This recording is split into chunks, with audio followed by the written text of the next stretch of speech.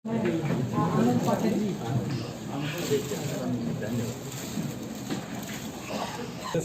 Party के इकराम भाई अध्यक्ष हैं माननीय श्री सुंदरलाल जी लोधी।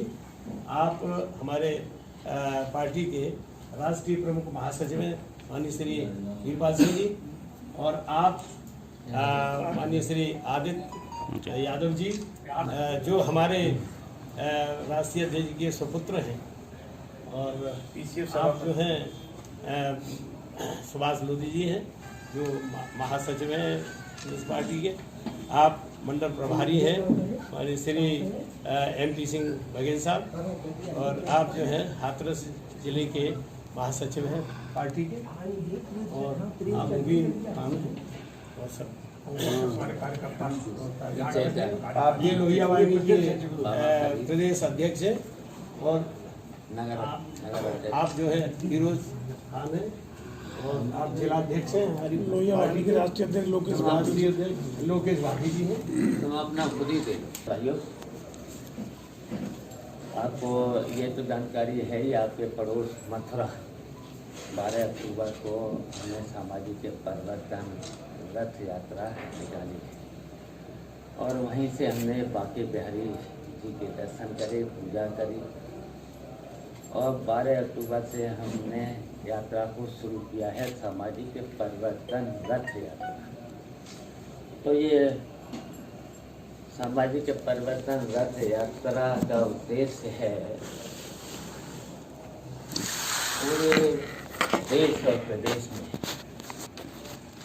देखिए हालात ठीक नहीं है, और इसलिए परिवर्तन के लिए तो मैंने इतना अभी बातें कही हैं, इतनी बातें कही हैं, लेकिन सेकुलर पार्टियां और समान विचारधारा वाली पार्टियां, समान विचारधारा वाली पार्टियां, गांधीवादी पार्टी हो, लोहियावादी हो, चौधरी चरण सिंहवादी हो, मैंने ये भी तो कहा, ये सब जितने भी इधर उधर उपेक्षित हैं, जिनको सम्मान नहीं मिल रहा, ये सब एक हो जाए, तो ये भी तो कहा है। अच्छा, भाजपा वाले कहते हैं कि आप तो हमारी बी टीम है। भाजपा वाले, भाजपा के जब हम खिलाफ बोलते हैं ना, तो भाजपा के तो हम खिलाफ बोलते हैं, भाजपा के तो हम खिलाफ रहे, हम तो समाजवादी रहे, हमेशा समाजवादी रहे। गलत फैसलों के कारण पूरे देश में बेरोजगारी, भ्रष्टाचार और गरीबी इसलिए फैली है कि इन्होंने ऐसे फैसले लिए हैं जिससे बेरोजगारी इतनी बढ़ी और सब कारोबार बंद हुए हैं, सब कारोबार बंद, छोटे छोटे उद्योग धंधे बंद हुए हैं।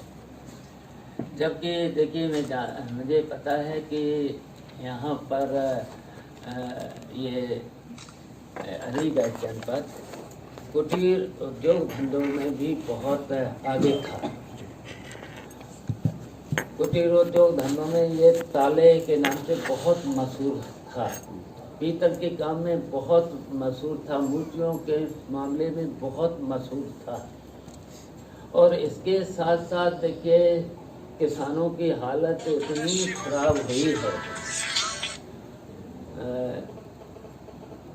जो इन्होंने वादे किए थे जनता के बीच में, जनता के समृद्धि के लिए, जनता के पूरे देश प्रदेश के विकास के लिए जो वादे किए थे, शायद अभी तक कोई भी वादा पूरा नहीं किया है, एक भी वादा पूरा नहीं किया। अगर बाद में हम अभी बताने लगे तो बहुत टाइम लग जाएगा। जो वादे किए इन्होंने, लास्ट में कई वादे करने के बाद इन्होंने ये भी कहा था कि सबका साथ, सबका विकास, सबका विश्वास।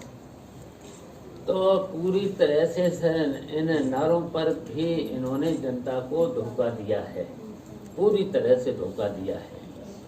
अच्छा, देश बढ़ने की बजाय बहुत पीछे है, छोटे छोटे देश हैं, जैसे बांग्लादेश है, लंका है, पाकिस्तान है। ये उदाहरण हम इसलिए दे रहे हैं, विकास के मामले में उससे भी पीछे चला गया। केवल ये अफगानिस्तान से तो आगे है केवल, और मतलब हर तरह से पीछे गया है। अच्छा, अर्थव्यवस्था इनके जो भी इन्होंने फैसला लिया था, अर्थव्यवस्था चौपट हुई है नोटबंदी की वजह से। फिर जीएसटी की वजह से इतना भ्रष्टाचार फैला है, इतना फैला है, और इतनी परेशानियां हैं छोटे छोटे धंधे करने वालों का, छोटे छोटे उद्योग करने वालों का, यहाँ तक कि छोटी छोटी दुकानें करने वालों पर, ठेला लगाने वालों पर, बिल्कुल मतलब रोज जो कमाई करने वाले हैं, जैसे 100-500 रुपए कमाने वाले लोग हैं, उन पर भी जीएसटी, यहाँ तक कि शादी विवाह या चाय बेचने वाले, उन पर भी जब जीएसटी और इतना कठिन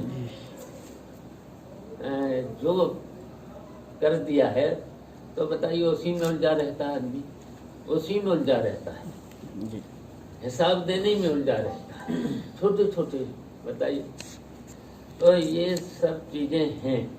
तो इसके लिए मैंने देखिए सामाजिक परिवर्तन के लिए, सामाजिक परिवर्तन के लिए मैंने ये रथ यात्रा निकाली है। सत्ता का परिवर्तन अब होना जरूरी हो गया है, इसलिए मैंने ये यात्रा निकाली है। और ये सरकार देखिए जात के नाम पर, धर्म के नाम पर केवल लोगों को भड़काने के साथ साथ ऐसे फैसले ले रही है जिससे मतलब समाज में जो अच्छा हो जाना चाहिए था वो नहीं जा पा रहा है। तो देखिए लगभग हम प्रदेश का आधा, प्रदेश में आधे जिले हमारे ये सामाजिक परिवर्तन रथ के द्वारा दौरा कर चुके हैं। जनता से हम संपर्क भी कर रहे हैं, और संपर्क करके वहाँ की स्थिति को देखते हुए जो हमें जन समर्थन मिल रहा है, तो निश्चित है कि हम निश्चित 2022 के चुनाव में प्रगतिशील समाजवादी पार्टी निश्चित सत्ता में आएगी, और जहाँ पर भी प्रगतिशील समाजवादी पार्टी होगी वहीं पर सरकार होगी, ये निश्चित है। तो इसलिए इस मौके पर हमारी ये भी मांग है, देखिए आज़ादी के बाद अभी तक जातीय जनगणना नहीं हो पाई है, और ये तो वो जनगणना जरूरी है जिससे जातीय आधार पर सब कुछ, जो जातीय आधार और आर्थिक आधार पर आरक्षण लोगों को मिलना अब बहुत जरूरी है। जिसकी संख्या जितनी है उसके आधार पर, और जो गरीब हैं आर्थिक, हर जात में, हर वर्ग में बहुत लोग गरीब हैं, तो आर्थिक आधार पर भी आरक्षण जरूरी है। अगर विकास करना है, सामाजिक न्याय देना है, तो ये जरूरी है। तो इसके साथ साथ जो निजीकरण सरकार ने किया है, और निजीकरण के नाम पर केवल कुछ ही पूंजीपतियों को लाभ मिला है, न कि जनता। जबकि इन्होंने वादा किया था जनता को लाभ पहुंचाएंगे, लेकिन जनता को लाभ न पहुंच करके केवल कुछ पूंजीपतियों। अब पूंजीपति कौन है? जिसका